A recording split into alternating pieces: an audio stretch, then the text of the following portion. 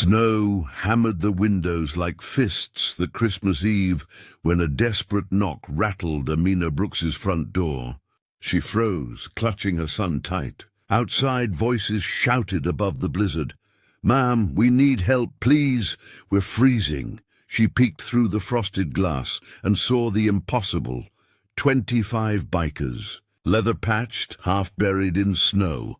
"Before we begin, if you believe in loyalty, kindness, and in stories that remind us we're never truly alone, then please subscribe, like this video, and press the bell icon. It's a small gesture, but it helps us keep bringing you more powerful stories of resilience, brotherhood, and humanity.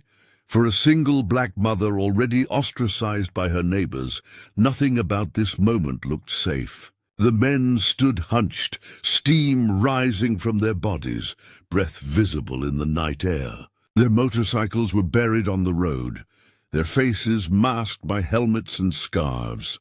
Amina's heart pounded. Everyone in Lakeside knew the stories about motorcycle clubs. Dangerous, reckless, the kind you never invited inside. Her son, Malik, shivered in her arms, his fever spiking. The heater had gone out hours earlier. She had almost nothing left. No money, no food beyond canned beans. And now strangers demanded entry. "Mama, who's there?" Malik whispered. Her mother's voice echoed in her mind. "When someone is in trouble, baby girl, you help them, because one day you'll need help too." Terrified but trembling with courage, Amina unlocked the door. Amina Brooks had not always lived on the edge of survival. 5 years ago, she was married, working at a grocery store, dreaming of buying her own small cafe. But after her husband Daryl left, saying the burden of fatherhood was too heavy, her life collapsed. 2 jobs weren't enough. Rent swallowed her paycheck, utilities piled up, and her dream cafe remained scribbles in a notebook. Neighbors in Lakeside barely spoke to her. Some whispered she was irresponsible, others assumed she was trouble. In a neighborhood where appearances mattered, being a single black mother made her invisible at best and despised at worst.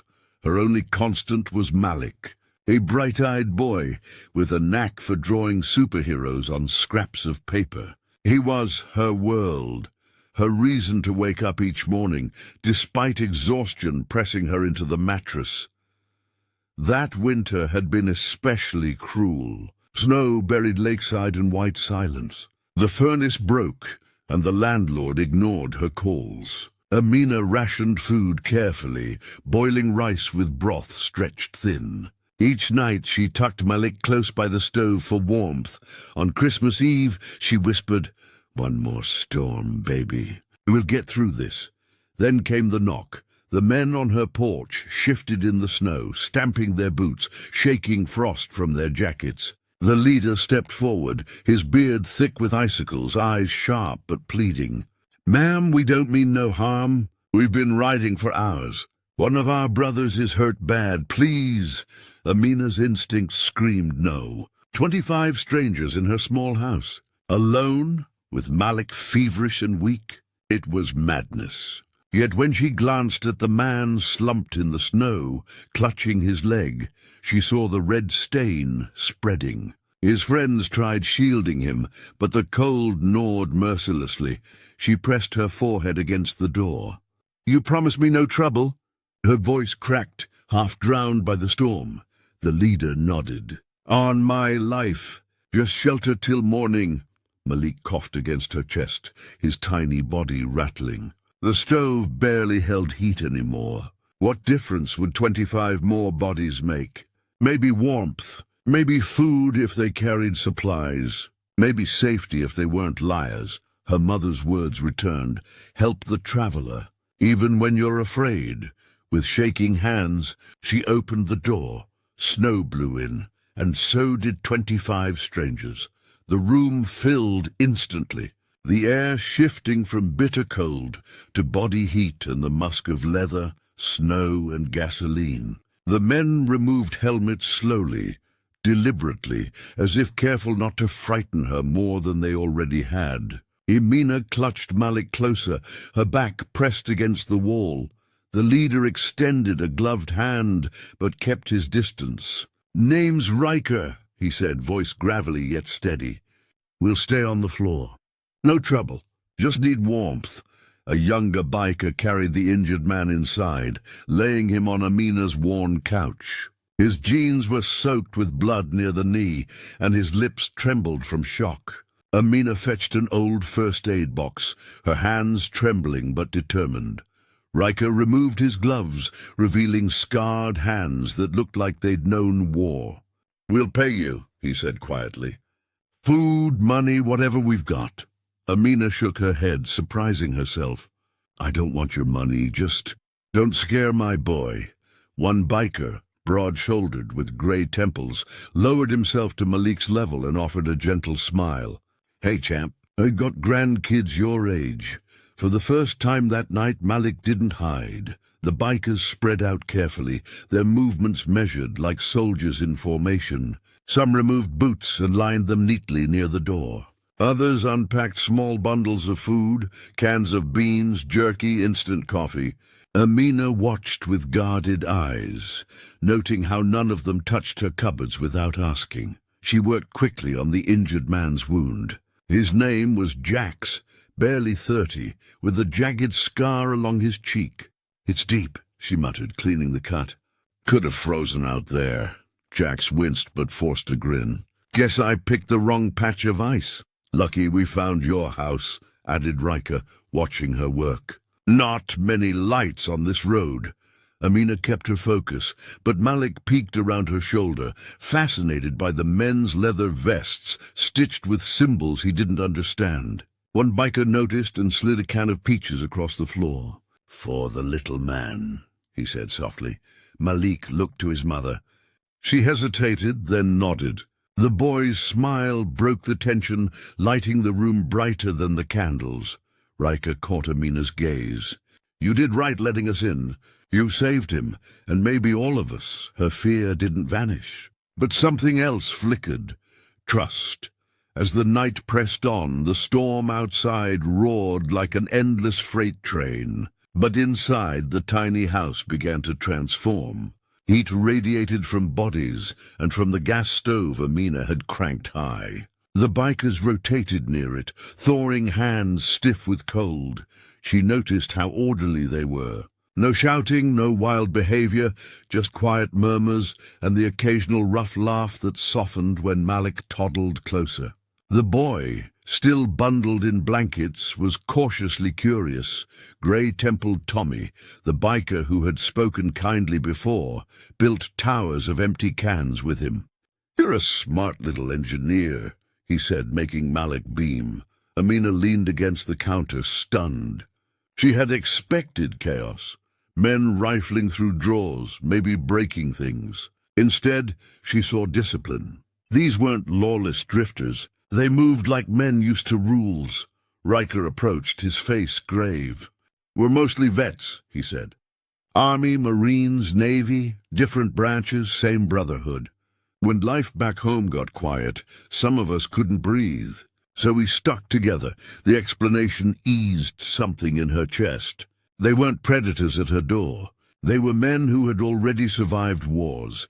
And tonight, she realized, she was fighting her own.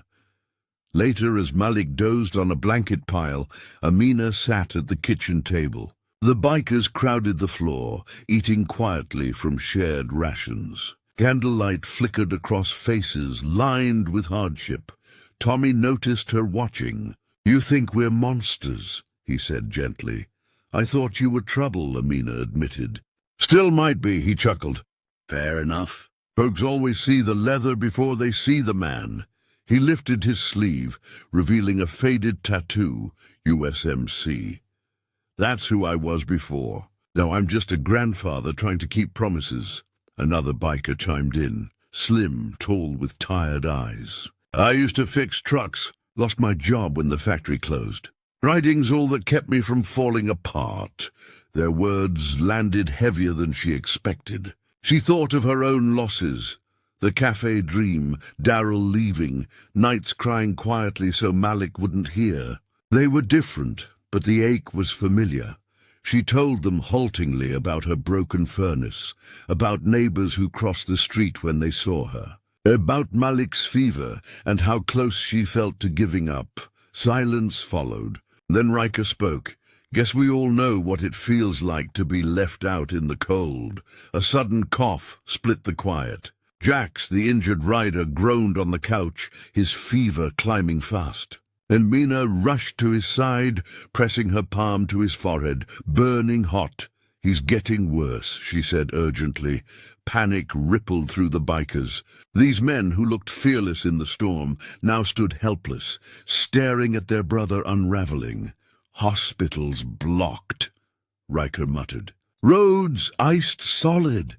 "I can handle it," Amina said, though fear crawled through her. She fetched towels, a basin of water, her mother's old jar of herbal compresses. As she dabbed Jax's face, she murmured softly, the same way she did for Malik when he was sick. The room quieted.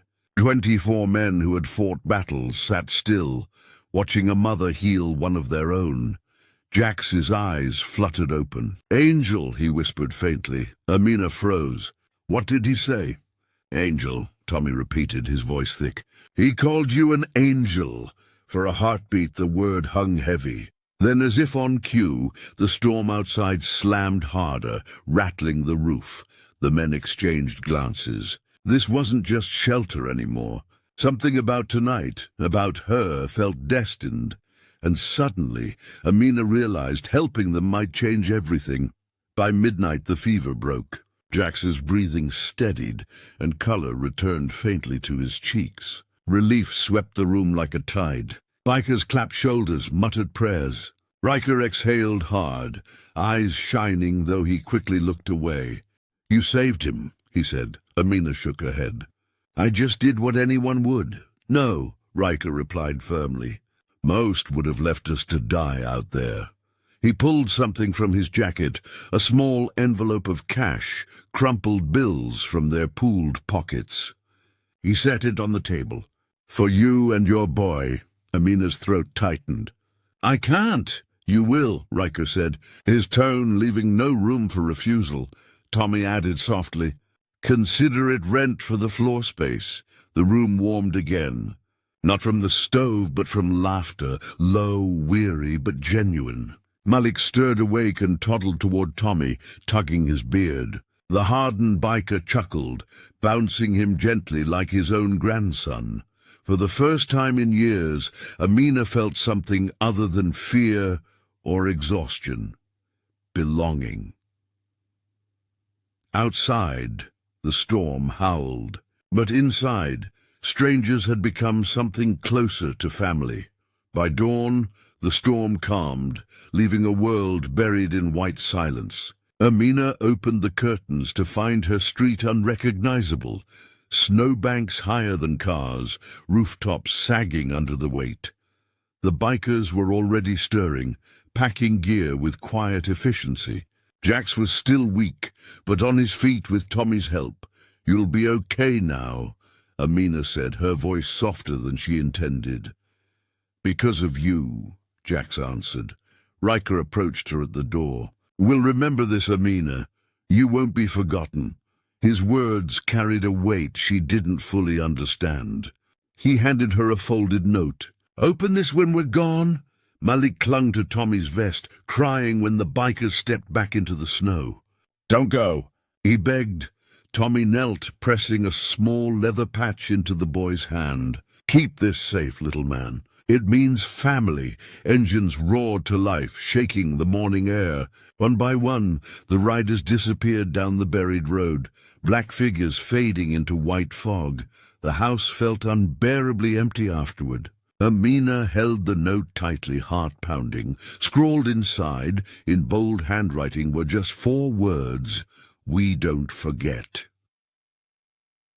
The silence after they left pressed heavier than the storm had.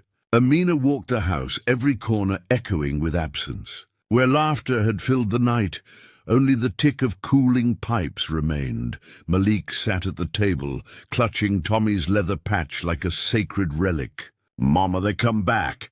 His voice cracked with hope. Amina smoothed his hair. Maybe someday. But inside she doubted it. People like them didn't linger for women like her. She unfolded the note again. "We don't forget." The words unsettled her. What did they mean? A warning? A promise? She tucked it into her Bible, unsure whether to pray or fear. Later that day, she trudged to the corner store with Malik. Neighbors eyed her suspiciously, their stares sharper than the wind. Mrs. Grayson muttered, "Saw the motorcycles outside your house? Trouble follows that crowd." Amina kept walking, chin high, though her stomach knotted. The town already treated her like an outsider. Now, with bikers tied to her name, whispers would only worsen. But Malik clutched her hand tighter. "Mama, we got family now," he whispered. She almost laughed at the absurdity, yet deep down she wondered if he was right. By evening, rumors had spread across Lakeside. The phone rang twice, first from her landlord, threatening eviction if gang activity persisted, then from her boss, suggesting she keep a lower profile. Amina slammed the phone down. She hadn't invited chaos. It had come knocking in the storm. Still, fear gnawed. The last thing she needed was more reasons for the community to cut her out. Malik's fever returned that night, light but worrisome. She wrapped him in blankets, humming lullabies her mother once sang. In the dim glow, she replayed the bikers' faces in her mind, the way Riker had promised safety, Tommy's patience with Malik, the scarred men who ate quietly like weary soldiers. They had felt more protective of her than the town she'd lived in for years. A sudden sound broke her thoughts, a vibration deep in the walls. At first, she thought it was another storm brewing. But as it grew louder, dishes rattling in cupboards, she recognized it. Engines, dozens of them. Her breath caught. She rushed to the window. At the far end of Maple Street, headlamps pierced the night, one after another, like a river of fire rolling straight toward her door. The ground trembled as the roar multiplied. Not 25 this time, hundreds. The engines thundered like a war march, shaking snow from rooftops. Lights blazed across Maple Street until the whole neighborhood glowed. Amina's heart raced. "Mama," Malik whispered, eyes wide, "they come back." She stepped onto the porch, cold slamming her lungs. And there they were, not just Riker and his crew, but wave after wave of riders. Chrome glinted beneath street lamps. Leather patches caught the moonlight. It wasn't dozens. It wasn't hundreds. It was more. At the front, Riker dismounted, flanked by Tommy and several faces she hadn't seen before. Women with braided hair under helmets. Older men with silver beards, younger ones with fire in their eyes. Engines cut off in perfect unison. Silence fell like a command. The street, once empty, now swelled with the presence of nearly 1,500 hellsangels. Riker's voice carried strong in the frozen air. "You opened your door when the world shut theirs. You saved our brother. You showed what family really means." Mrs. Grayson peeked from her window, pale with disbelief. Amina clutched Malik tighter. This wasn't just a visit. This was an army. Neighbors poured onto porches, whispers hissing louder than the engines. Some filmed on their phones. Others crossed themselves, as if a parade of outlaws had descended. Mrs. Henderson, the loudest critic of Amina for years, stood frozen in her yard, face blanched with fear. Riker climbed her steps slowly. "You didn't just save us, Amina," he said. "You reminded us of something we'd forgotten. Brotherhood ain't about patches. It's about people." He gestured back to the ocean of riders. Every chapter from Detroit to Chicago, Milwaukee to Pittsburgh, they heard about you. They rode here for you. Tommy stepped forward, holding a large envelope. This is for you and Malik. Every biker pitched in. Enough to pay off debts, fix your house, restart your dream. A gasp rippled through the crowd. I can't take this, Amina stammered, tears burning her eyes. It's too much. Riker's expression hardened, though his voice softened. You don't get to refuse. We don't leave debts unpaid. Behind him, 500 bikers raised gloved fists in silent salute. Amina's knees nearly buckled. For years, she'd begged this town for dignity and been ignored. Now, strangers gave it back with thunder. As the bikers unloaded supplies, wood, tools, boxes of food, the neighborhood buzzed with disbelief. Some watched in awe, others in scorn. Mrs. Henderson finally snapped, shouting over the crowd, "This is a decent street. We don't want their kind here." The words cut like glass, but Riker didn't flinch. Instead, he turned to the riders. "Show her." Dozens of bikers opened truck beds, pulling out construction gear, hammers, insulation, lumber. Women carried crates of fresh groceries, men hauled heaters, plumbers carried copper piping. "We're fixing her house," Riker announced, "and turning her kitchen into a cafe, her dream." Neighbors gasped. Amina covered her mouth, overwhelmed. "How do you even know?" Tommy smiled. "Malik told us." Her son waved his crayon drawings in the air, scribbles of a restaurant sign that read, "Mama's Place." The bikers roared with laughter and applause. Riker crouched to Malik's level. "Guess we've got a little architect." The tension shattered into something else. Unity, disbelief, hope. Mrs. Henderson's face twisted. For the first time, her authority on Maple Street crumbled, and Amina realized the night wasn't just about survival, it was the beginning of transformation. The sound of hammers soon replaced the storm's howl. By mid-afternoon, Maple Street looked like a festival site. Riders worked in teams, moving with military precision. Some repaired her roof, others replaced the furnace. Electricians ran new wiring, while plumbers installed a heater that roared back to life with glorious warmth. Neighbors stared, dumbstruck. Mrs. Henderson's lips pinched tight as children from down the block giggled and clapped whenever bikers revved engines like fireworks.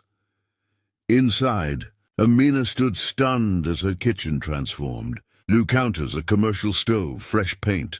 Her scribbled cafe dream was coming alive before her eyes. Malik raced from room to room, squealing, "Mama, it's magic!"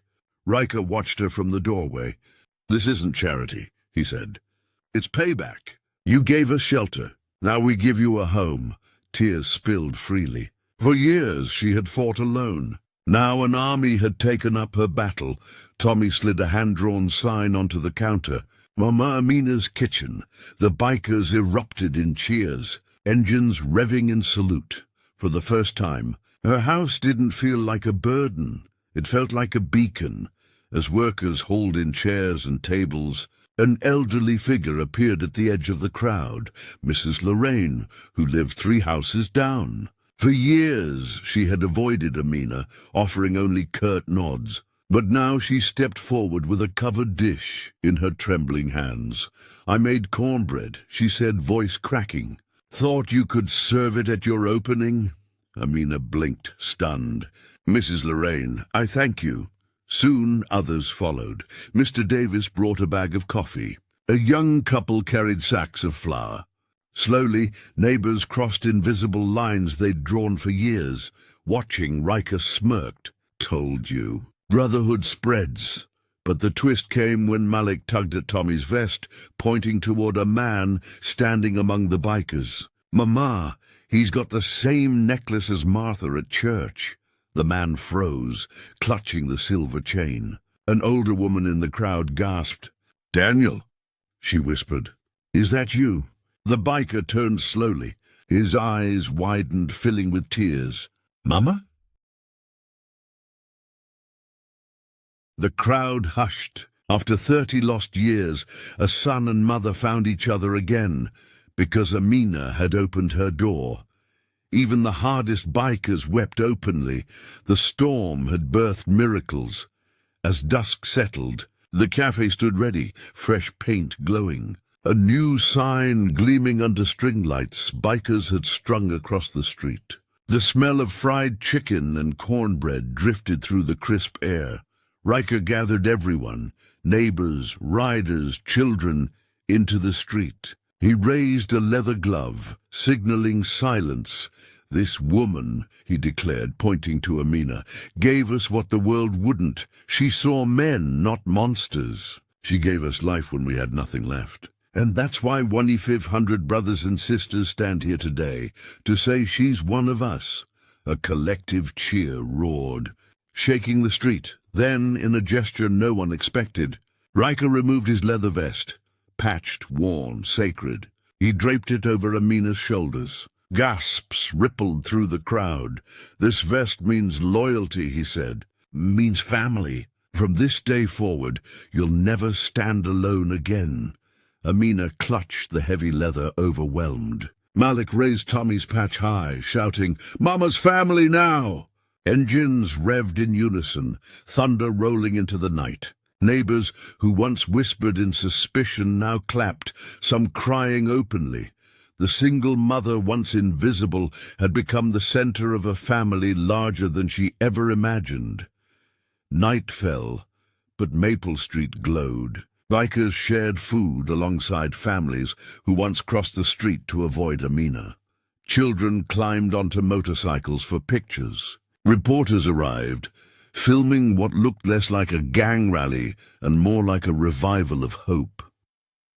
Inside her cafe, Amina plated the first meals ever served from her kitchen. Fried chicken, biscuits, and Mrs. Lorraine's cornbread filled the tables. Neighbors laughed together. Bikers bowed their heads in prayer before eating.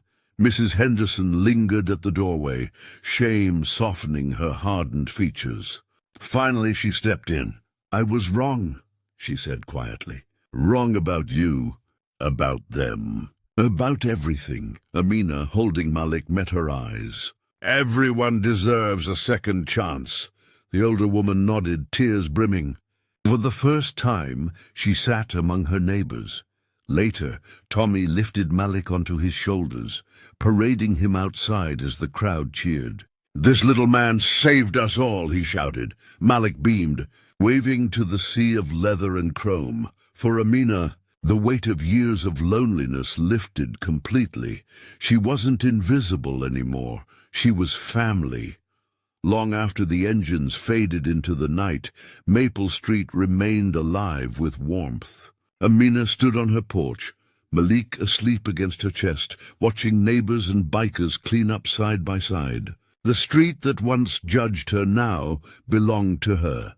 She touched the vest draped around her shoulders. Heavy, stitched with history, it was more than leather.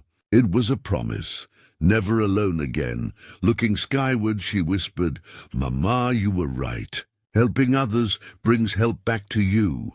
Down the block, Mrs. Lorraine and the reunited biker son embraced again under the glow of headlights. Even hardened skeptics wiped their eyes, unable to deny what had bloomed on their street. Amina kissed Malik's forehead. "We're safe now, baby. We've got family everywhere." Tomorrow the sign Mama Amina's Kitchen would welcome its first official customers. But tonight it already felt like the heart of a community reborn, because one frightened woman chose kindness in a storm, and kindness had answered with thunder. If this story touched your heart, join our family. Subscribe, share, and never miss another tale of loyalty, resilience, and brotherhood on the open road.